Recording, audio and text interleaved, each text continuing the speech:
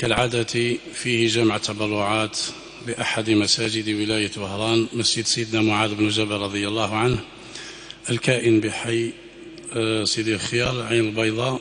نسأل الله جل في علاه أن يبارك في كل من يساهم ويساعد ويبني بيوت الله سبحانه والمدارس القرآنية وغيرها من المشاريع الخيرية التي تعود على الفرد وعلى المجتمع بالخير وبالصلاح.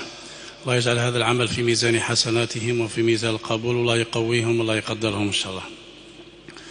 نواصل الحديث فيما بدأناه في درسنا السابق في قضية أو في أحكام صلاة السفر، وتقدم الكلام على أنواع السفر، لأن السفر لا بد للإنسان وأن يسافر. ولقد استقرأ العلماء رحمة الله عليهم ورضوانه سفر النبي عليه الصلاة والسلام، فوجدوه أنه لا يخرج عن 4 أشياء: إما أن يسافر النبي عليه الصلاة والسلام لأداء فريضة الحج أو العمرة كما ثبت في الحديث وكما ثبت في كتب السير، وأنه خرج عليه الصلاة والسلام قبل البعثة، كان عليه الصلاة والسلام يتاجر بأموال خديجة زوج النبي عليه الصلاة والسلام رضي الله عنها، وكان عليه الصلاة والسلام يسافر من أجل الجهاد ومن أجل الغزوة ومن أجل رفع راية الإسلام وخفض راية الشرك والإلحاد. ولذلك نجد أن النبي عليه الصلاة والسلام كان كما يسعى للآخرة كان يسعى للدنيا، لأن الدنيا هي وسيلة لما عند الله سبحانه عز وجل ووسيلة لنيل الآخرة والفوز بالجنة ورضوان الله سبحانه جل في علاه. هناك آداب يجب أو ينبغي مراعاتها في السفر، وهو منها الدعاء. ثبت في الصحيح أن النبي عليه الصلاة والسلام كان إذا أراد أن يسافر واستوى على دابته، يعني أراد الركوب، قال عليه الصلاة والسلام الحمد، كبر 3 الله أكبر الله أكبر الله أكبر، يعني ذكر الله سبحانه عز وجل، ثم تلا هذه الآية الكريمة: سبحان الذي سخر لنا هذا وما كنا له مقرنين وإنا إلى ربنا لمنقلبون. وكان يدعو عليه الصلاة والسلام: اللهم إنا نسألك في سفرنا هذا البر والتقوى ومن العمل ما ترضى، اللهم أنت الصاحب في السفر والخليفة في الأهل، اللهم إني أعوذ بك من وعثاء السفر وكآبة المنظر وسوء المنقلب في المال والأهل والولد. وحينما يرجع يعني من سفره عليه الصلاة والسلام يردد هذا الدعاء ويردد هذه الكلمات وهذه الأذكار، ثم يزيد عليهن: آيبون تائبون عابدون لربنا حامدون. هذه كلها آداب ينبغي مراعاتها لمن أراد أن يسافر وأراد أن يخرج من بيته مسافرا. والإنسان إذا لم يستطع أن يحفظ هذه الأدعية المأثورة فليدعو بما شاء، لأن الله سبحانه عز وجل يفهم أي لغة تتكلم بها، يعني يقول: يا ربي وفقنا، يا ربي اهدينا، يا ربي نسألك تعطينا في السفر هذا، تغنمنا السفر، إلى غير ذلك من الأدعية التي يستطيع أي واحد منا أن يدعو الله بها سبحانه عز وجل. المطلوب أن تذكر الله، المطلوب أن تدعو الله سبحانه عز وجل في هذا السفر، وأنك دائما في اتصال مع الله سبحانه جل في علاه. كذلك من الآداب التي ينبغي مراعاتها وينبغي أن يلتزم بها المسلم في السفر، إذا كان باستطاعته أن يرافقه أحد أو أن يرافقه 2، يعني السفر هذا ماذا به الإنسان يدير واحد صاحبه، وهذا ما فعله النبي عليه الصلاة والسلام حينما أراد الهجرة من مكة إلى المدينة. ماذا؟ اصطحب سيدنا أبا بكر الصديق رضي الله عنه: إلا تنصروه فقد نصره الله إذا أخرجه الذين كفروا ثاني 2 إذ هما في الغار إذ يقول لصاحبه لا تحزن إن الله معنا. ولأن هناك حديثا ورد وثبت في الصحيح أن النبي عليه الصلاة والسلام فقال: الراكب شيطان والراكبان شيطانان والثلاثة ركب، بمعنى أن النبي عليه الصلاة والسلام يرشد ويعلمنا أنه ينبغي للإنسان إذا أراد أن يسافر، ماذا به صاحب واحد ولا زوج يكونوا ناس ما شاء الله، ولله الحمد والمنة. اليوم الله يبارك لك ما راش تروح في الحافلة يروح معك شحال واحد، ولكن المراد بالصحبة هنا أن يصاحبك في سفرك في حلك وفي ترحالك. إذن هذه كلها آداب وردت في سنة سيدنا محمد عليه الصلاة والسلام، والإنسان هذه آداب. أما حكم صلاة السفر فإنها سنة. قال الله سبحانه عز وجل: وإذا ضربتم في الأرض فليس عليكم جناح أن تقصروا من الصلاة إن خفتم أن يفتنكم الذين كفروا.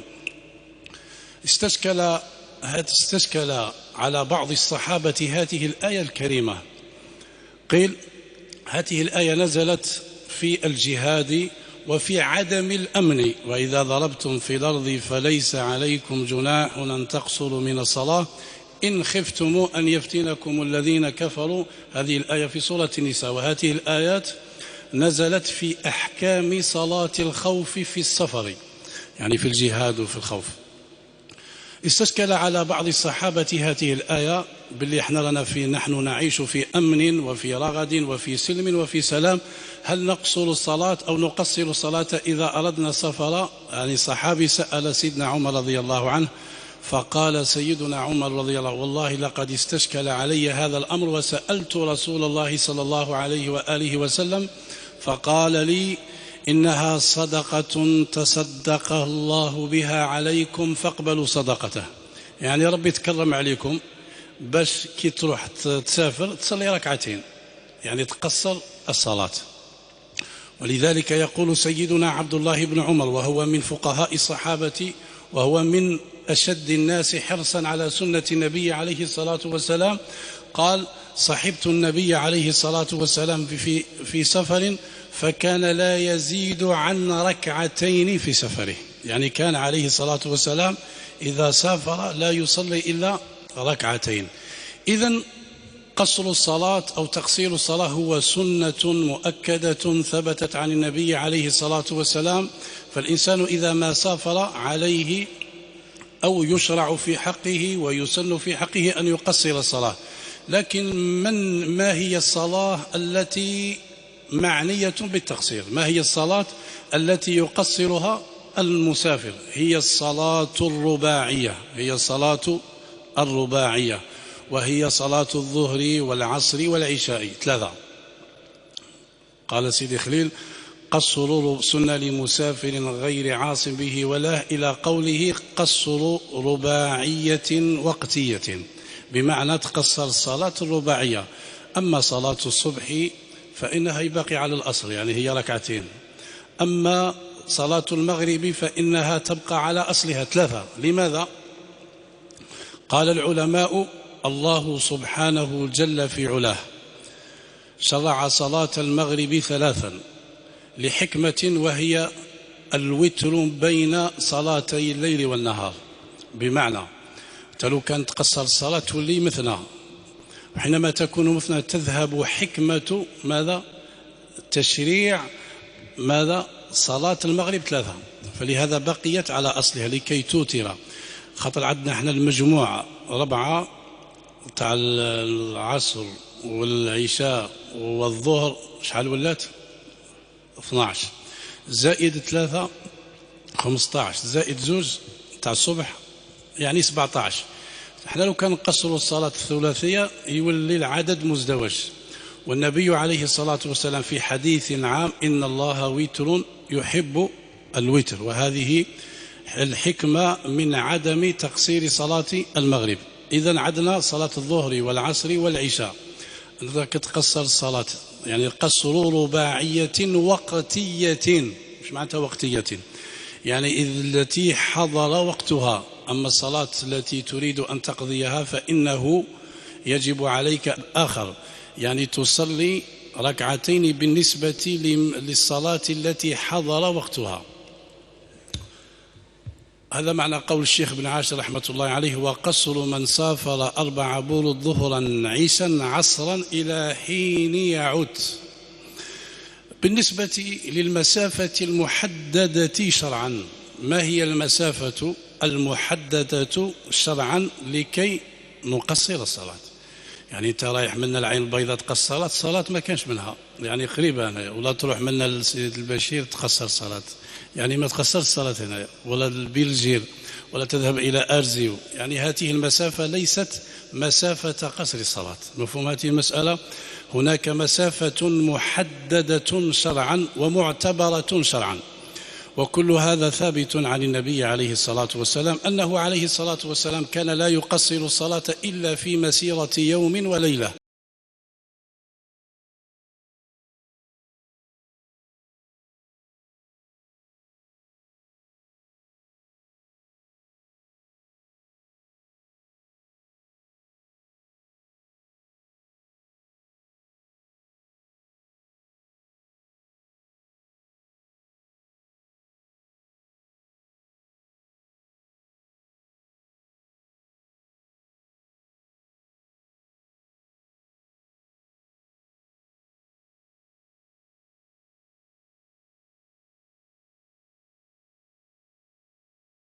كيلو 84 كيلومتر. مفهوم هذه المسألة؟ من المستغانم تقدر تقصر الصلاة، من وهران إلى مستغانم تقصر الصلاة. لماذا؟ لأن المسافة هي فايتة في 80 هكا أو 85.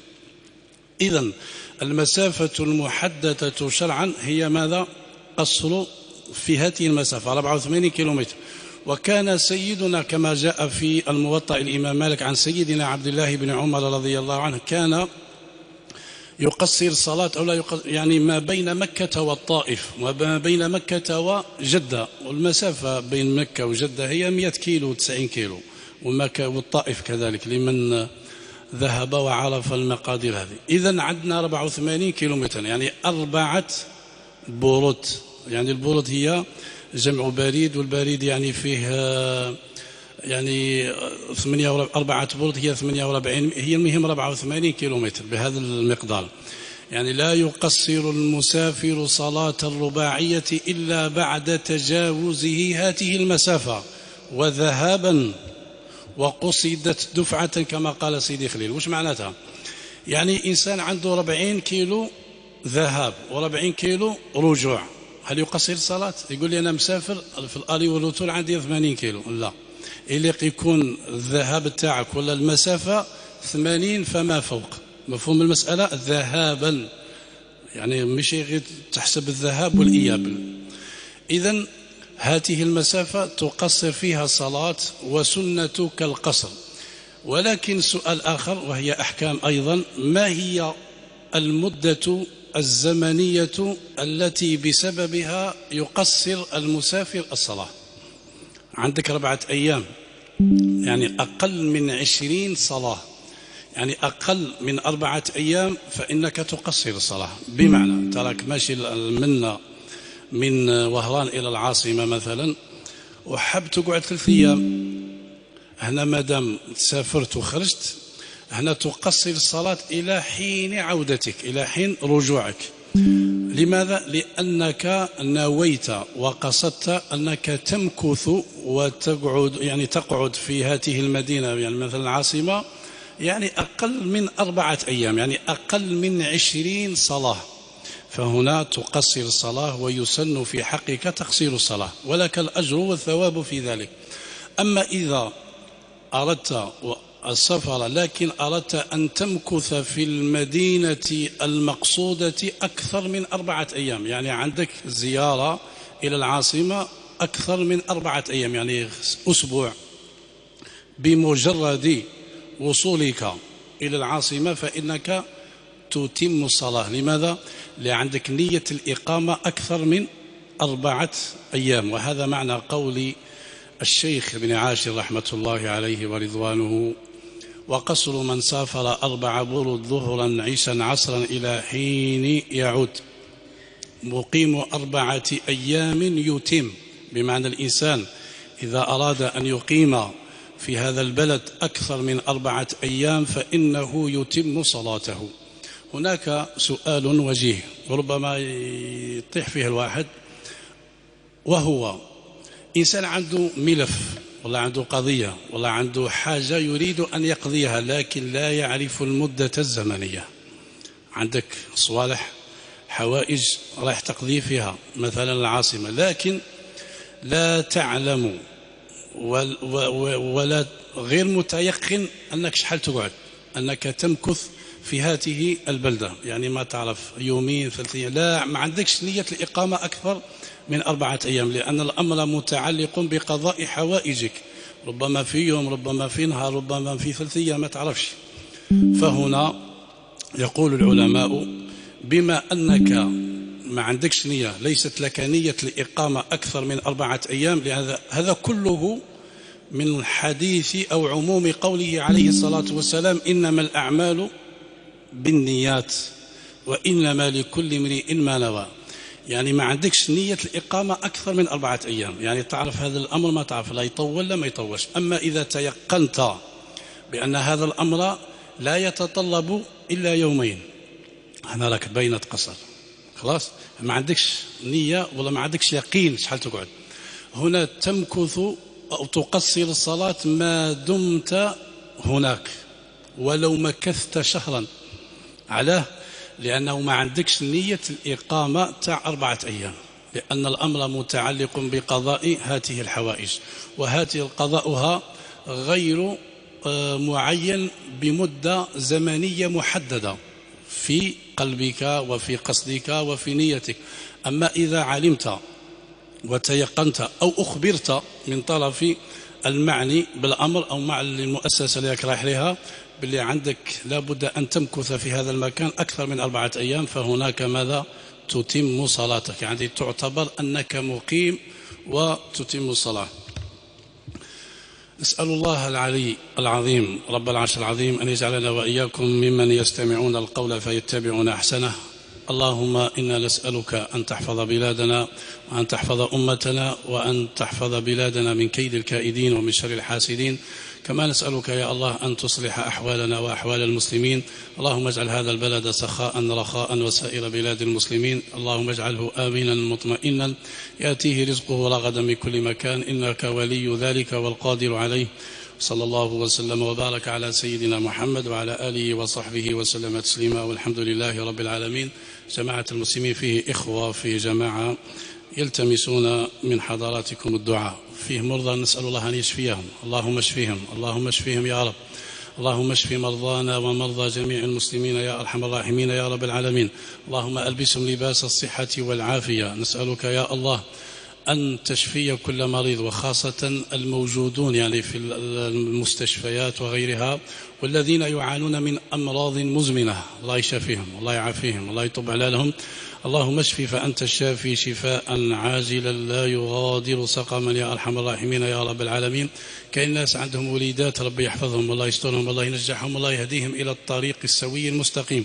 أولادنا جميعا وخاصة اللي راهم يقرأوا، نسأل الله أن يكتب لهم النجاح وأن يسدد أقلامهم وأن يحبب إليهم القراءة والدراسة والعلم. الناس راهي تصبح شوية بالآخر، نسأل الله أن يغرس في قلوبهم محبة الدراسة ومحبة العلم ومحبة اكتساب المعرفة.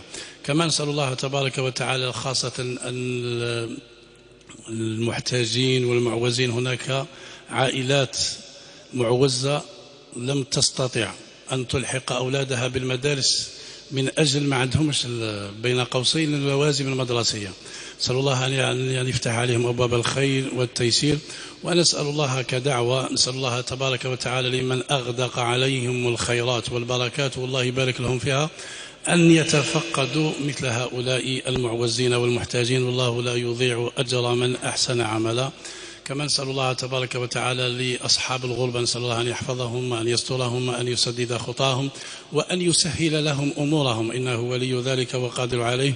كما نسأل الله جل في علاه أن يحفظ جميع المسلمين والمسلمات وخاصة المستضعفين في مشارق الأرض وفي مغاربها وفي فلسطين، إنه ولي ذلك وقادر عليه. وصلى الله وسلم وبارك على سيدنا محمد وعلى آله وصحبه وسلم تسليما، والحمد لله رب العالمين.